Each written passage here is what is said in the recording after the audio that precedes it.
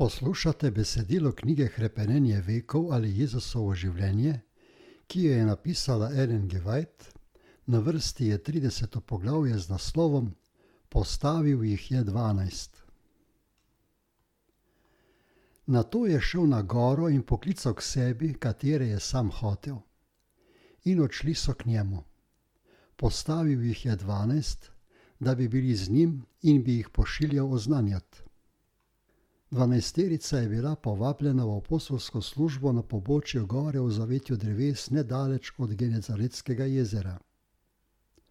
Tam je bila podana pridiga na gori Blagrov. Jezus je rad zahajal med polja in griče in mnogo svojih naukov je povedal pod vedrim nebom raje kakor v templju ali shodnicah. Nobena shodnica ne bi mogla sprejeti množice, ki je šla za njim.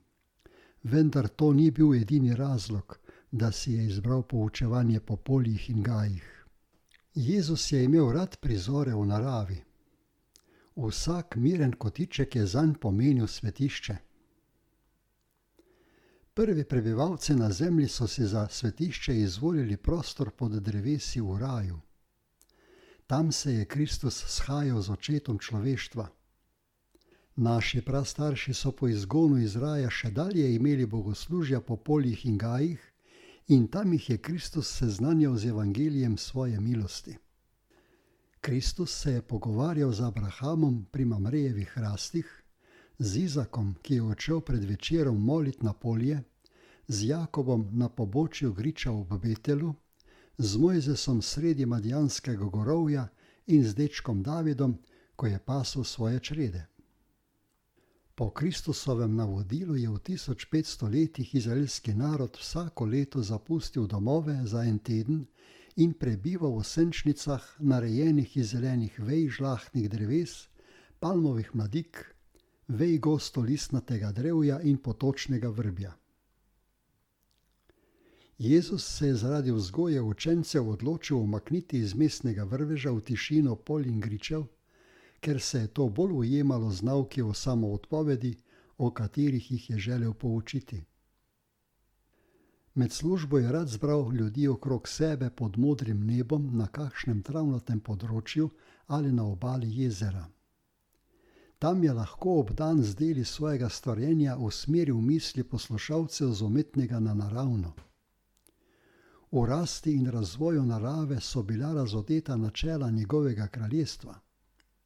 Ko so ljudje dvignili oči k božjim gričem in opazovali čudovita dela njegovih rok, so se lahko naučili dragocenih naukov božanske resnice.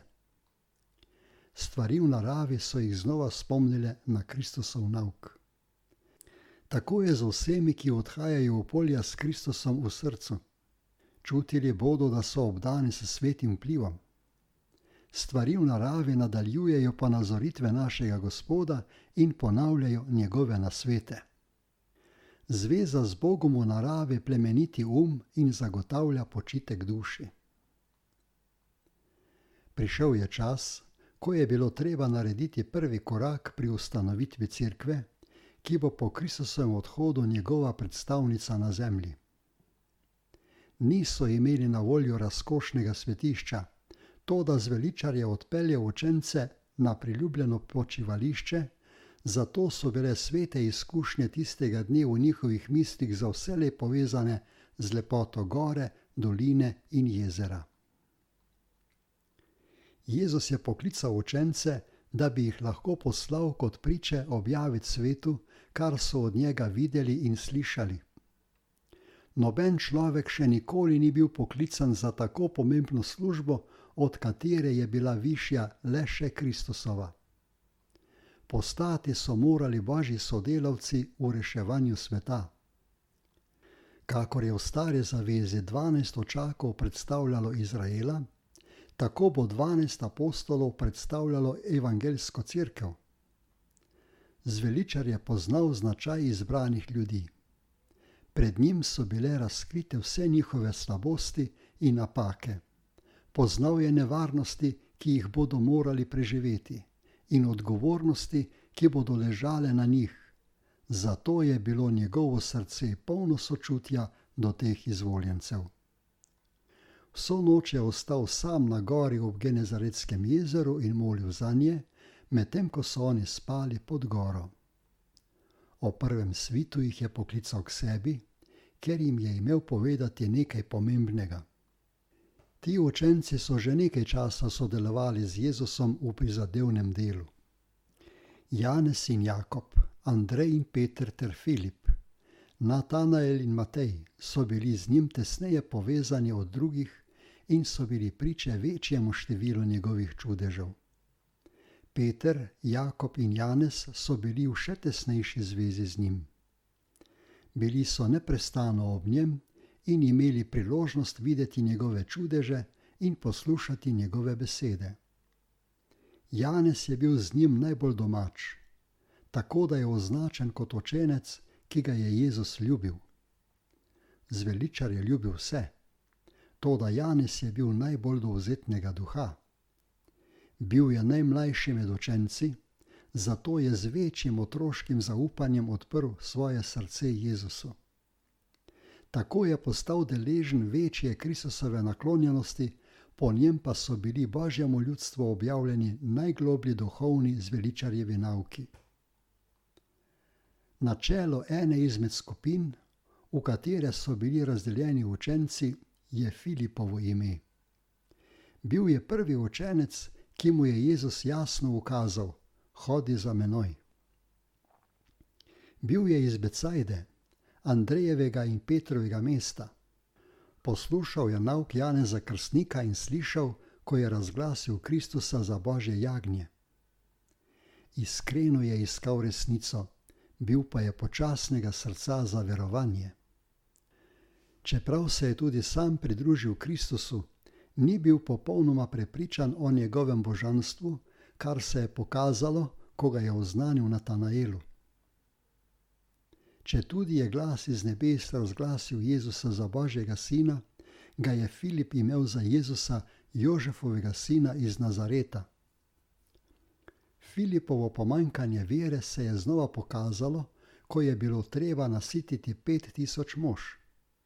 Jezus jih je hotel preizkusiti, zato jih je vprašal: kje naj kupimo kruha, da bodo ti jedli? Filipov odgovor je pokazal nevero. Za 200 denarijev kruha jim ne bi bilo dosti, da bi vsak dobil vsaj majhen kos. Jezus je bil žalosten. Čeprav je Filip videl njegova dela in občutil njegovo moč, ni imel vere.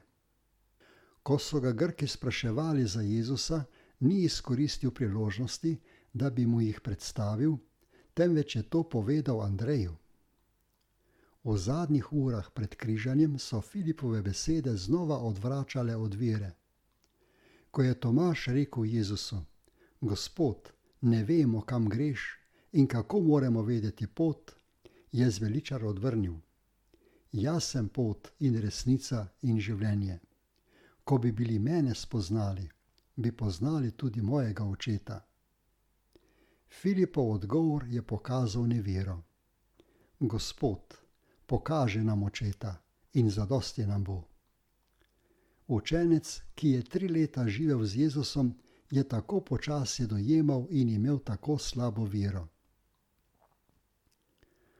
V navdušujočem nasprotju s Filipovo nevero je bilo Natanaelovo otroško zaupanje.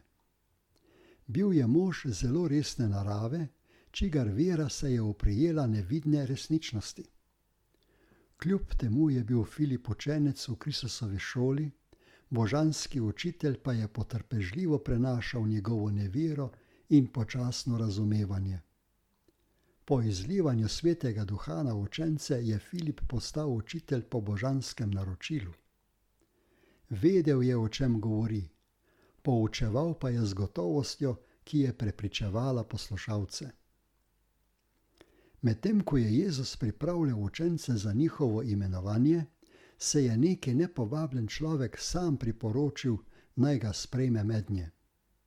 To je bil Juda Iškarijot, ki je trdil, da je Kristusov sledilec. Zdaj se je javil in zahteval prostor med ožjim krogom učencev. Zelo resno in očitno iskreno je dejal: Učitelj, za teboj bom hodil, kamorkoli pojdeš. Jezus ga ni ne odklonil, ne izrekel dobrodošlice, temveč mu je odgovoril z resnim glasom. Lisice imajo brloge in ptice pod nebom gnezda, sin človeku pa nima, kamor bi glavo naslonil. Juda je veroval, da je Jezus Mesija. Upal je, da mu bo pridružitev apostolom zagotovila visok položaj v novem kraljestvu. Te upe je Jezus nameraval uničiti z besedami o siromaštvu. Učenci so želeli, da bi bil Juda med njimi. Bil je oblastnega videza, bistroumen, učinkovit in nadarjen mož, zato so ga priporočili Jezusu kot človeku, ki bi mu lahko veliko pomagal pri delu. Bili so zelo presenečeni, ko ga je Jezus hladno sprejel. Učenci so bili zelo razočarani, ker se Jezus ni trudil zagotoviti podpore Izraelovih voditeljev. Menili so, da je naredil napako, ko ni zahteval podpore teh vplivnih ljudi, da bi ukrepil svoje delo. Če bi bil odklonil Juda, bi začeli dvomiti o učiteljevi modrosti. Poznejša Judova zgodovina jim je pokazala, kako nevarno je dovoliti posvetni presoji, da ima vpliv pri odločanju, ali je kdo primeren za Božje delo. Sodelovati s takšnim človekom, kakor so to želeli zagotoviti apostoli, bi pomenilo izdati delo v roke njegovih najhujših sovražnikov. Vendar, ko se je Juda pridružil učencem, ni bil neobčutljiv za lepoto Kristusovega značaja. Čutil je vpliv božanske moči, ki je privabljala ljudi k zveličarju. On, ki ni prišel prelomiti nalomljenega trsta in pogasiti tlečega stenja, ni hotel odkloniti te duše, dokler bo vsaj še malo hrepenela po luči. Zveličar je bral Judovo srce. Poznal je globino krivičnosti, v katero se bo pogreznil, če ga ne bo rešila Božja milost. Ko ga je sprejel, mu je omogočil, da je lahko dan za dnem imel stik z izvirom njegove nesebične ljubezni. Tudi Juda bi lahko postal državljan nebeškega kraljestva, če bi hotel odpreti srce Kristusu, da bi Božja milost iz njega pregnala demona sebičnosti. Bog jemlje ljudi takšne, kakršni so, z vsemi človeškimi značajskimi potezami in jih usposablja za svojo službo, če mu dovolijo, da jih vzgaja in poučuje. Niso izbrani zaradi svoje popolnosti, temveč kljub svoji nepopolnosti. Ko spoznajo in udejanjajo resnico, so lahko po Kristusovi milosti spremenjeni v njegovo podobo. Juda je imel enake priložnosti kakor drugi učenci. Poslušal je iste dragocene nauke. Toda poslušnost resnici, ki jo je zahteval Kristus, se ni ujemala z Judovimi željami in načrti, ni pa se hotel odpovedati svojim zamislim, da bi prejel nebeško modrost. Kako nežno je zveličar ravnal z njim, ki bo njegov izdajalec. V svojem nauku se je precej ukvarjal z načeli dobrodelnosti, ki je zadela v samo korenino pohlepnosti. V pričo Juda je žigosal ogabni značaj lakomnosti in ta učenec je večkrat razumel, da je bil opisan njegov značaj in izpostavljen njegov greh, vendar ni hotel priznati in opustiti svojega greha. Bil je domišljav in je dalje ravnal nepošteno, namesto da bi se uprl skušnjavi. Kristus je stal pred njim kot živi zgled, kakršen bi moral postati on, če bi izkoristil prednost Božjega posredovanja in pomoči. Ampak Juda je ostal gluh za vse te nauke. Jezus ga nikoli ni strogo pokaral zaradi njegove lakomnosti. Tudi ko mu je dokazal, da bere njegove misli kakor odprto knjigo, je z božansko potrpežljivostjo prenašal tega zaslepljenega človeka. Podal mu je najvišje spodbude, da bi delal, kar je prav. Zato Juda ni imel opravičila, ko je zavrgel nebeško luč. Namesto da bi hodil v luči, je obdržal svoje hibe. Gojil je grešne želje, maščevalne strasti, temačne in kljubovalne misli, dokler ni Satan končno popolnoma zagospodaril nad njim. Juda je postal predstavnik Kristusovega sovražnika. Ko se je pridružil Jezusu, je imel nekaj dragocenih značajskih lastnosti, s katerimi bi lahko postal blagoslov za cerkev. Če bi bil pripravljen nositi Kristusov jarem, bi utegnil postati eden najpomembnejših apostolov. Toda on je zakrknil srce, ko so bile pokazane njegove hibe, ošabno in oporno pa se je odločil za svoje sebične želje. Tako se je onesposobil za delo, ki mu ga je Bog hotel dati, da bi ga opravljal. Vsi učenci so imeli resne pomanjkljivosti, ko jih je Jezus poklical v službo. Niti Janez, ki je bil v najtesnejši zvezi s ponižnim in krotkim, sam po sebi ni bil po naravi ponižen in ustrežljiv. On in njegov brat sta bila imenovana sinova groma. Ko sta bila z Jezusom, je vsako pomanjkanje obzirnosti do njega v njiju izzvalo jezo in bojevitost. Vzkipljivost, maščevalnost, duh kritiziranja, vse to je bilo v ljubljenem učencu. Bil je domišljav, želel je biti prvi v Božjem kraljestvu. Ampak iz dneva v dan je opazoval Jezusovo nežnost in potrpežljivost nasproti njegovemu neobrzdanemu duhu. Odprl je srce božanskemu vplivu in postal ne le poslušalec, temveč tudi izvrševalec zveličarjevih besed. Njegov jaz je bil skrit v Kristusu. Naučil se je nositi njegov jarem in prenašati njegovo breme. Jezus je učence karal, opozarjal in opominjal. Vendar ga Janez in njegov brat nista zapustila. Izbrala sta si Jezusa kljub grajam. Zveličar se ni umaknil od njiju zaradi njunih slabosti in napak. Do konca sta ostala z njim v njegovih preizkušnjah in se učila naukov iz njegovega življenja. Ko sta ga opazovala, se je njun značaj spreminjal. Apostoli so se zelo razlikovali po navadah in nagnjenjih. Med njimi je bil cestninar Matej Levi, ognjeviti gorečnež Simon, nepopustljivi sovražnik rimske oblasti, velikodušni in vročekrvni Peter, sebični in skopi Juda, Tomaž, ki je imel dobro srce, vendar je bil boječ in plašen, Filip, počasnega dojemanja in nagnjen k dvomu, slavoljubna in odkritosrčna Zebedejeva sinova in njihovi bratje. Ti so bili zbrani z različnimi napakami ter podedovanimi in pridobljenimi nagnjeni k slabemu. Toda v Kristusu in z njim so morali živeti v Božji družini ter se učiti postati eno v veri, nauku in duhu. Doživeti so morali preizkušnje, žalosti, razlike v mnenju. Toda dokler je Kristus prebival v njihovih srcih, ni moglo biti sporov. Njegova ljubezen jih je spodbudila, da so se ljubili med seboj. Učiteljevi nauki so povzročili, da so uskladili vse razlike in pripeljali apostole do edinosti, dokler niso postali enih misli in razumevanja.